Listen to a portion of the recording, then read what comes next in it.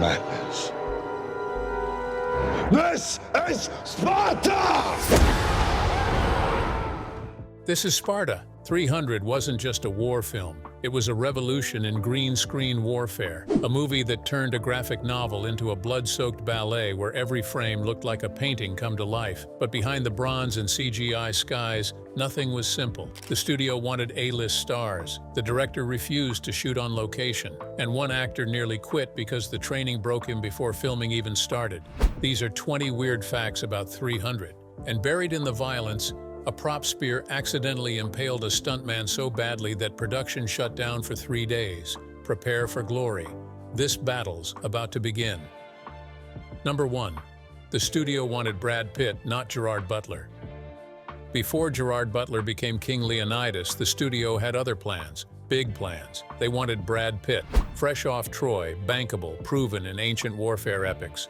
The pitch made sense on paper. Pitt had the muscles, the face, the box office pull, but director Zack Snyder said no. Not because Pitt couldn't do it. Because he was too famous, Snyder wanted someone unknown, someone the audience wouldn't recognize the second he stepped on screen. He needed a warrior, not a movie star. Gerard Butler wasn't the safe choice. He was a Scottish actor with a thin resume and zero action hero credentials. But when he auditioned, something clicked. Raw intensity, hunger, a voice that could shake walls. Snyder cast him on the spot. The studio fought back. They offered more money for Pitt. Snyder refused. He told them if they forced a star into the role, the movie would feel like a costume party. Butler stayed. And when he roared, "This is Sparta," no one ever questioned it again. Because sometimes the unknown soldier is exactly who you need to lead the charge. Madness. This is Sparta! Number 2. The actors trained like actual Spartans for months. Most action films give actors a few weeks of fight training. 300 gave them hell. Months before cameras rolled, the cast was thrown into a brutal military-style boot camp designed by trainer Mark Twight. Not Hollywood fitness, not bicep curls and protein shakes, pure suffering. They trained 8 hours a day, 6 days a week, flipping tires, climbing ropes, sprinting up hills with sandbags. The goal wasn't just to look fit, it was to break them down and rebuild them as warriors. Some actors vomited during sessions, others collapsed. One quit the film entirely. Butler lost 10% of his body fat and gained functional strength he'd never had before. The training wasn't just physical, it was psychological warfare. Twight pushed them past exhaustion to see who would crack. And those who survived, they didn't just act like Spartans, they moved like them, breathed like them, bled like them. By the time filming started, the cast wasn't pretending to be a unified army. They were one, bonded through shared pain. That's why the battle scenes feel so visceral. Because every punch, every kick, every synchronized shield slam came from men who'd already been through war before the cameras even turned on. Number 3. Nearly everything was shot on a green screen soundstage. There are no cliffs in 300, no ancient Greek landscapes, no golden skies at dawn. Because none of it was real, the entire film was shot inside a warehouse in Montreal on a soundstage covered in green screens. Every background, every horizon, every blood-red sunset was added digitally in post-production. It was a massive gamble. At the time, few films had relied so heavily on virtual environments. Critics called it risky. Some said it would look fake, cartoony, lifeless. But Zack Snyder saw something else. He didn't want realism. He wanted a moving graphic novel, frames that looked hand-painted, hyper-real, mythic. To pull it off, the actors had to fight invisible enemies, react to battles that didn't exist, and sell emotion in front of nothing but green fabric. It was disorienting. Some actors struggled. They'd swing swords at empty air, sprint toward walls that were supposed to be armies. But Snyder worked with them, showing them pre-visualized animatics, walking them through what the final shot would become. And when the CGI was layered in, something magical happened. The film looked like nothing audiences had ever seen. Not a movie, a fever dream of war, painted in blood and shadow, all from a warehouse with no windows. Number 4. Zack Snyder refused studio pressure to add a love triangle. Executives watched early cuts of 300 and panicked. Too violent, too stylized, not enough heart. Their solution? Add a romantic subplot, maybe a love triangle. Give Queen Gorgo a secret admirer. make Leonidas torn between duty and desire. Snyder stared at them in disbelief. This wasn't a romance, it was a massacre. He refused. The studio pushed harder. They said female audiences wouldn't connect. Box office numbers would suffer. Snyder held firm. He told them the love story was already there. Leonidas and Gorgo. One scene. Intimate. Powerful. Enough. He didn't need melodrama, he needed truth. The executives weren't convinced, but they backed off. And when the film released, that single scene between Leonidas and Gorgo before he leaves for battle became one of the most emotional moments in the movie. No forced subplot, no distractions. Just a husband and wife, a king and queen saying goodbye, knowing it's forever. Snyder proved that sometimes less is more. That restraint in storytelling can hit harder than manufactured drama. And by refusing to compromise, he kept the film lean, brutal, and unforgettable. Number 5, the blood was digital, but the fights were brutally real. Listen carefully, Leonidas. Xerxes conquers and controls everything he rests his eyes upon. Every drop of blood in 300 was added in post-production. Every splatter, every spray, every crimson arc across the screen, all CGI. But the violence underneath it? Completely real. The actors fought with real metal weapons, swords, spears, shields, all functional, all heavy, all dangerous. Stunt coordinators choreographed every move with precision, but accidents still happened. During one battle sequence, a spear tip came loose mid-swing and slashed an actor's arm. Another time, a shield slam went wrong and broke someone's nose. The fights were so physical, so intense that injuries became routine. Butler himself got cut, bruised, and battered. He said later he'd never been hit so many times in his life. But the pain was part of it.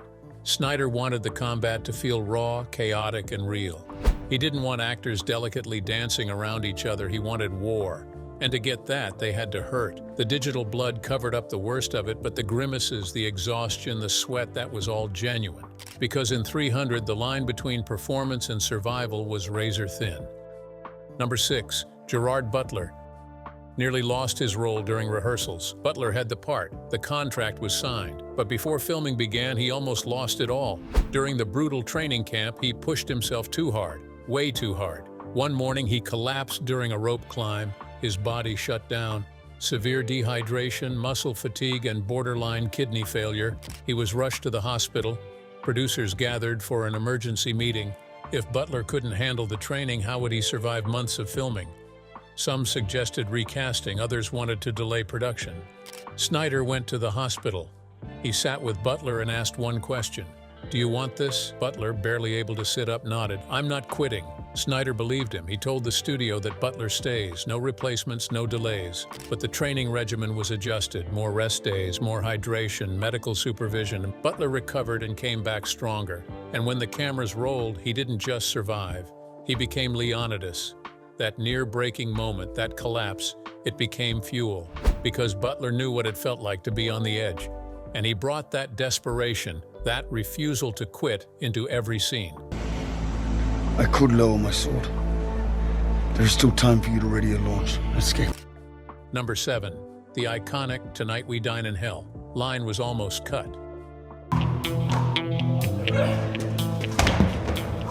It's one of the most quoted lines in the film. Leonidas rallying his men before the battle. "Tonight we dine in hell." The theater erupted when it was delivered, but it almost never made it into the movie. During test screenings, some audiences said the line felt too theatrical, too over the top, like something from a stage play. Studio notes came back. "Consider trimming." Snyder read the feedback and ignored it. He believed in the line. It was pulled straight from Frank Miller's graphic novel, and it captured everything about Leonidas. Defiance, dark humor, acceptance of death, but the studio kept pushing. They wanted something safer, less dramatic. Maybe "We fight at dawn," or "Tonight we show them who we are." Generic, safe, forgettable. Snyder refused to budge. He told them this line was the heart of the Spartan ethos. They didn't fear death. They embraced it. The studio relented, the line stayed. And when the film released, it became a cultural phenomenon. Memes, posters, tattoos, gym motivation quotes. That one line, the one they almost cut, defined the entire film. Because sometimes the most theatrical choice is also the truest one. Number 8. Lena Headey's political subplot was filmed and then almost deleted. Queen Gorgo wasn't in the graphic novel much, but Zack Snyder and the writers expanded her role, giving her a political storyline back in Sparta while Leonidas fought.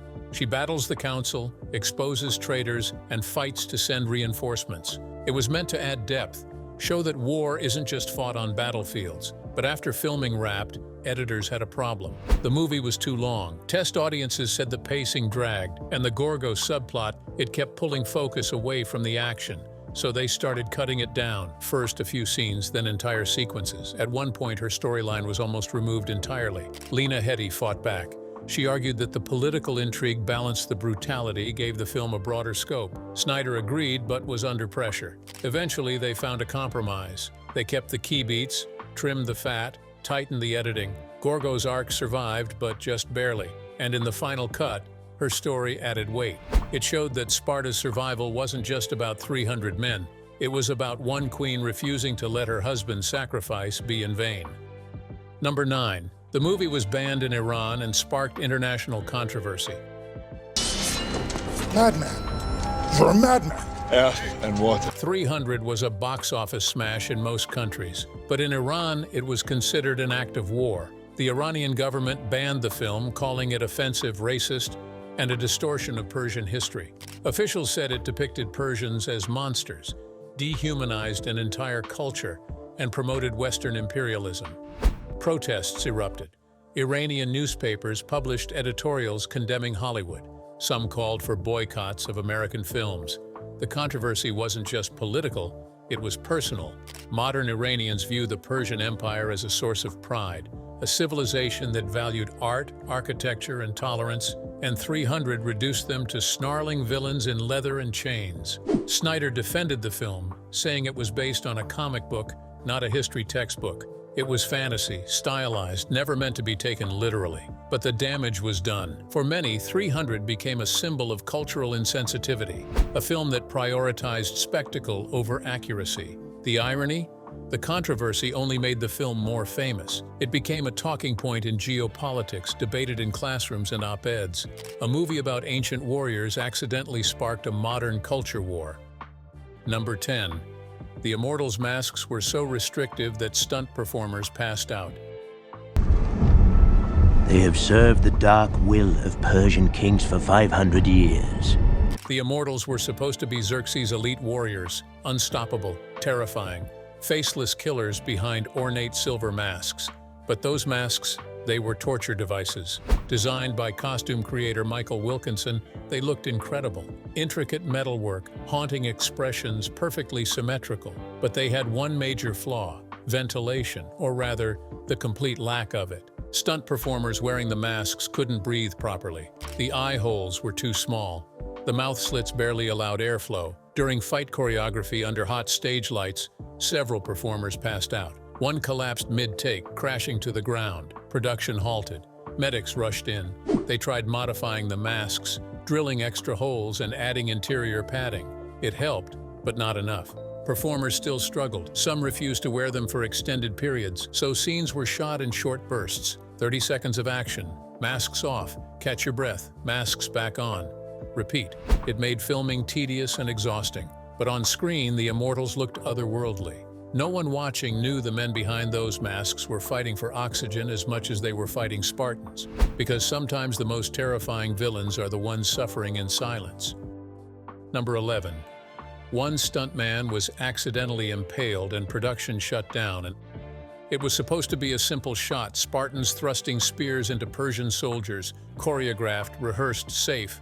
But during one take, something went horribly wrong. A spear tip, dulled for safety but still metal, slipped past a stunt performer's padding and punctured his side. He dropped immediately. Blood. Real blood, not CGI. The set went silent. Medics rushed in. He was conscious, breathing, but the spear had gone deeper than anyone realized. An ambulance arrived within minutes. He was stabilized and taken to the hospital. Production shut down for 3 days. Insurance investigators arrived. Safety protocols were reviewed. The entire stunt team was retrained. Zack Snyder reportedly visited the injured stuntman in the hospital, apologizing, making sure he was taken care of. The stuntman survived, recovered, and later said he didn't blame anyone. Accidents happen in action films, but the incident changed everything. After that, every spear was inspected before each take. Padding was doubled. Fight choreography was slowed down and re-rehearsed. When filming resumed, the energy on set was different, more cautious, more aware, because 300 was about warriors dying gloriously on screen, but no one was supposed to actually bleed for it. Number 12. Rodrigo Santoro spent hours in makeup to become Xerxes. Xerxes wasn't just tall, he was otherworldly. Golden skin, piercings everywhere, a voice that echoed like a god, but creating that look? Torture. Rodrigo Santoro spent 4 to 5 hours in the makeup chair every single day. His entire body was airbrushed gold, not just his face, everywhere. Arms, chest, back, legs. The makeup team used custom metallic paint that had to be applied in thin layers, allowed to dry and then sealed. It couldn't smudge, couldn't crack. One mistake meant starting over. And the piercings? Prosthetics. Dozens of them glued to his face, ears, nose, and chest, each one applied individually. Then there was the jewelry, heavy chains, rings, ornate pieces that weighed him down. Santoro said the process was meditative at first, then maddening. He couldn't eat without ruining the makeup, couldn't scratch his face, couldn't move too quickly or the prosthetics would shift. Between takes, he'd sit alone, perfectly still, waiting. At the end of each day, removal took another 2 hours. Solvents, scrubbing. His skin was raw and irritated. He did this for weeks. But on screen, Xerxes looked immortal, a god-king who transcended humanity. And Santoro never complained, because he knew the pain was temporary, but the image would last forever. Number 13, the film's color grading created a whole new visual style. 300 doesn't look like other movies. The colors are wrong. Skies are bronze, shadows are deep purple, blood is almost black. It's not realism, it's hyper-stylized, painterly, surreal, and it was completely intentional. Zack Snyder worked with colorist Stefan Sonnenfeld to create a look that had never been seen before. They called it crush the blacks, boost the highlights. Shadows were pushed so dark that they lost detail. Highlights were blown out until they glowed. The entire film was desaturated, then selectively recolored. Gold became more gold. Red became more red. Everything else faded to sepia and shadow. The process was painstaking. Every single frame was color graded by hand. Some shots took hours to perfect. Studio executives hated it at first. They said it looked murky, unfinished, like the film stock was damaged. But Snyder stood firm. He showed them Frank Miller's graphic novel. This is what we're chasing, not reality, mythology. The studio relented, and when 300 hit theaters, audiences had never seen anything like it. The look became iconic, imitated in countless films, video games, and commercials. It proved that color grading wasn't just a technical process, it was an art form, and in the right hands it could transform a film into something unforgettable. Number 14. David Wenham's narrator role was added late in production. And 20 of his best, eager, sober, and ready for the next charge. Dilios, the one-eyed storyteller, wasn't supposed to be the narrator. Originally, 300 was going to unfold linearly. No framing device, no storytelling conceit, just the battle, raw and uninterrupted. But during editing, Snyder realized something was missing: context, emotion, a way to pull the audience into the myth. So he brought David Wenham back for additional dialogue recording. Dilios would narrate the entire film, telling the story to Spartan soldiers before the final battle. It meant re-editing huge sections, adding voiceover, restructuring scenes, but it worked. Suddenly, the film wasn't just a battle. It was a legend being told, exaggerated, and elevated. Dilios's narration gave permission for the film to be larger than life. Because he wasn't reporting facts, he was inspiring warriors. Every impossible feat, every stylized kill, every slow-motion death, it all made sense now. This was how stories were passed down through fire and exaggeration. Wenham recorded the narration in just 2 days, but it changed everything. His voice became the heartbeat of the film, and the choice to add it late, to restructure the entire narrative, turned 300 from a war movie into a campfire tale told by a survivor who understood that sometimes the story matters more than the truth. Remember this day, man, for it will be yours for all time. Number 15. The slow-motion action was inspired by Sam Peckinpah westerns 013 to 020.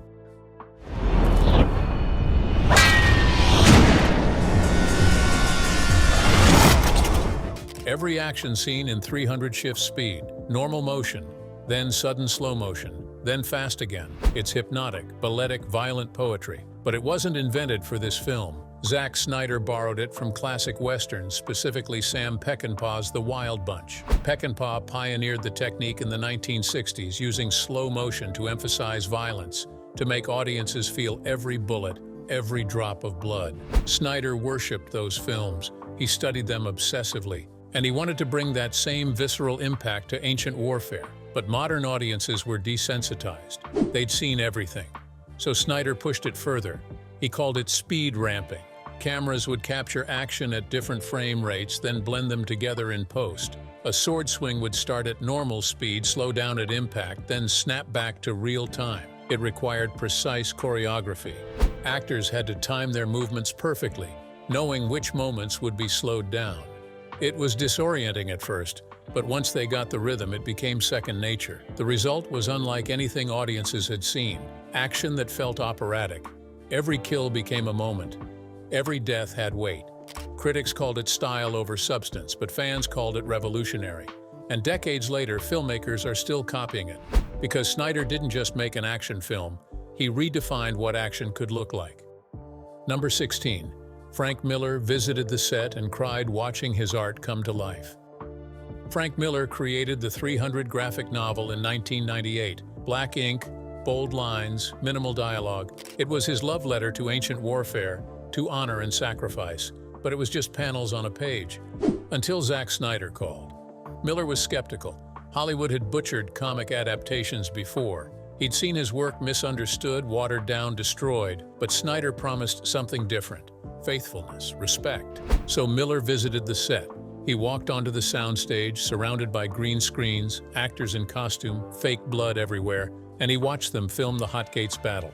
Snyder had shot-listed entire sequences using Miller's panels as storyboards.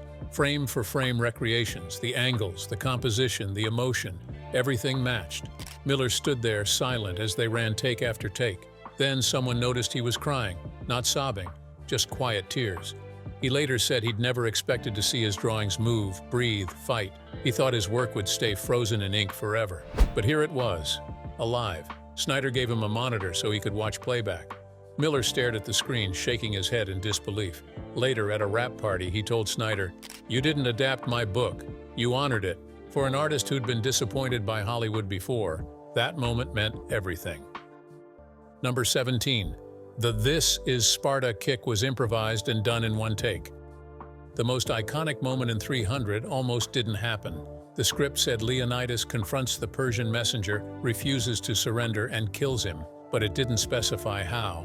Zack Snyder and Gerard Butler talked through the scene. They wanted something visceral, shocking, memorable. Butler suggested a kick, not a punch, not a sword, just a brutal chest-caving kick into the pit. Snyder loved it, but they had one shot. The pit was a practical set piece, deep and real. The stuntman doubling as the messenger would actually fall backward into darkness, caught by wires and pads below. No room for error. Butler prepared. Adrenaline pumping. The cameras rolled. He screamed, "This is Sparta!" The rage, the spit, the vein-bulging fury, all real. Then he kicked. Perfect contact. The stuntman flew backward, arms flailing, disappearing into the void. Snyder yelled, "Cut!" The crew erupted in applause. Butler stood there, breathing hard, half shocked. It worked. They checked the playback. Flawless. One take. No safety net. Snyder knew immediately this would be the moment everyone remembered. And he was right. That kick became a meme, a cultural touchstone, endlessly parodied. All because Butler trusted his instincts and Snyder trusted him to deliver. It would be a regrettable waste. It would be nothing short of madness for you, brave king, and your valiant troops to... Number 18. The movie sparked a massive increase in Spartan-themed gyms and fitness programs. Before 300, Spartan training was ancient history.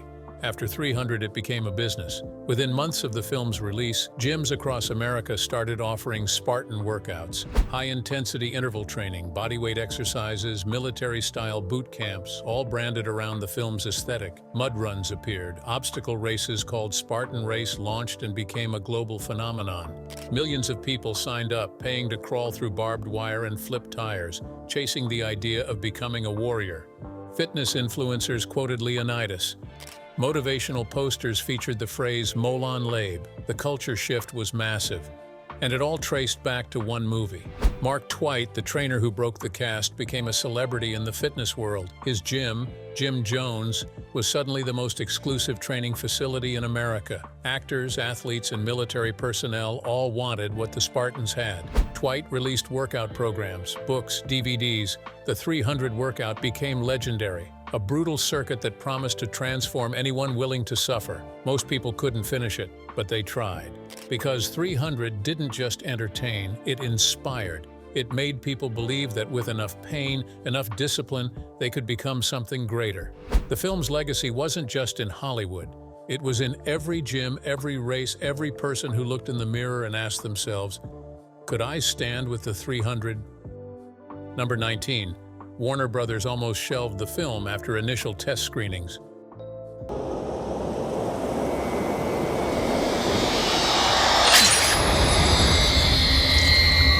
The first test screening of 300 was a disaster. Studio executives sat in stunned silence. Audiences were confused. Some walked out. The complaints were consistent. Too violent, too stylized. No stars they recognized. No clear heroes or villains, just chaos and blood.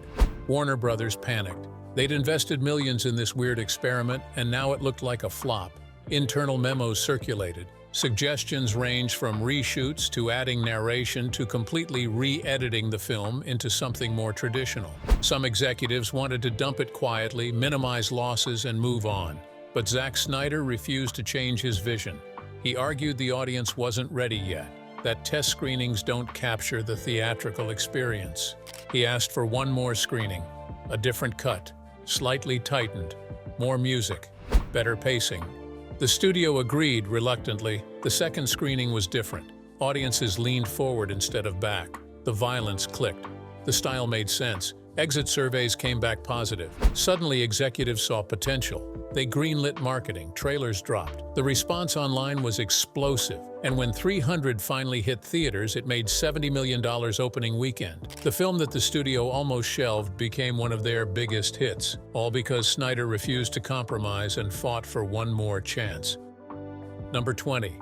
The final battle scene took 2 weeks to film and nearly broke the cast.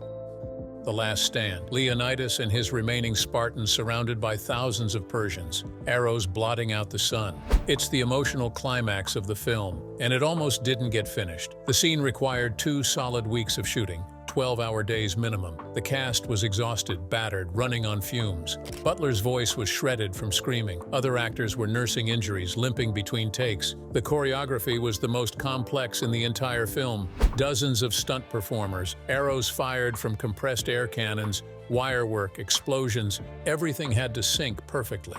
One mistake meant resetting and starting over, and it happened constantly. Cables snapped. Arrows misfired, actors stumbled. On day 10, Butler collapsed from exhaustion. Medics checked him. Dehydration again. He recovered after an hour and refused to stop. By day 13, the crew was filming walking corpses, but Snyder pushed them. He knew this was the heart of the film, the moment that justified everything. When they finally wrapped, no one celebrated. They just sat down, silent, too tired to move. But when the footage was cut together, it was magnificent. Raw, devastating, beautiful. Every second of suffering visible on screen, because the final battle wasn't just acted out, it was endured, and that's why it still hits so hard. Bonus fact, Gerard Butler kept his Spartan cape and wears it every Halloween. After filming wrapped, most props were returned or stored, but Gerard Butler had other plans. He asked the costume department if he could keep his Spartan cape. The deep red cloak billowed dramatically in every scene. They said yes, so Butler took it home. And every Halloween since, he's worn it. Not to premieres, not to conventions, just to neighborhood parties, trick-or-treating with friends, kids, and casual costume events. He doesn't announce it, doesn't make a big deal, just throws on the cape, grabs a beer, and walks around like it's normal. Friends say he loves the reactions. Kids asking if he's a superhero. Adults recognizing it immediately, losing their minds. Butler just smiles, quotes a line from the film, and keeps walking. That cape has been to backyard barbecues, dive bars, even a grocery store once. It's faded now, the fabric worn from years of use, but Butler refuses to replace it, because for him that cape isn't a costume, It's a reminder of the hardest role he ever played, the film that changed his life, and the moment he became a warrior, even if just for a few months. Some actors hang their costumes in glass cases. Butler wears his to buy milk. 300 didn't follow the rules. It painted war in bronze and shadow, turned a comic book into legend, and proved that sometimes the most insane gamble pays off in glory. If you love these secrets, hit like, subscribe, and tell us in the comments which fact shocked you most. This is Sparta, and this is how movies become immortal.